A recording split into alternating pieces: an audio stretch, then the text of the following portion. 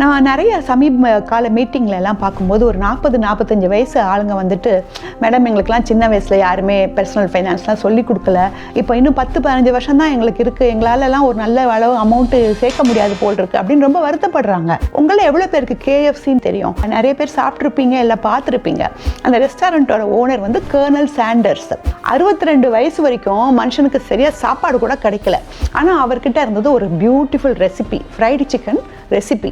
அந்த ரெசிபியில் நம்பிக்கை வச்சு அவர் 1000 ரெஸ்டாரண்ட் ஓனர்ஸ்க்கு மேலே போய் கேட்டிருக்காரு, இந்த ரெசிபியை உங்கள் கடையில் யூஸ் பண்ணலாமா அப்படின்னு. யாருமே ஒத்துக்கல. கடைசியில் ஒரு ரெஸ்டாரண்ட் ஓனர் போனால் போதுன்னு சொல்லிட்டு, ஓகேப்பா நீ ஒரு பக்கமாக வச்சு அதை ஃப்ரை பண்ணி விற்றுக்கோன்னு சொல்லி அலோவ் பண்ணியிருக்காரு. அப்போ ஆரம்பித்த பிஸ்னஸ் 12 வருஷத்தில் கர்னல் சாண்டர்ஸ் வறுத்த கோழி உலகம் பூரா பறந்துருச்சு. 150 கண்ட்ரீஸில் 30,000 அவுட்லெட் கேஎஃப்சின்னு சொல்லி இன்னைக்கு அவர் உலகத்தில் பெரிய பணக்காரர்களில் ஒருத்தர் ஆயிட்டாரு. 62 இயர்ஸ்ல தான் ஆரம்பிச்சாரு. ஸோ நம்மளுக்கிட்ட ஒரு நல்ல ப்ராடக்ட்டும் அதுக்கு விடாமுயற்சி இருந்தால் வயசு ஒரு தடையே கிடையாது. Age is just a number.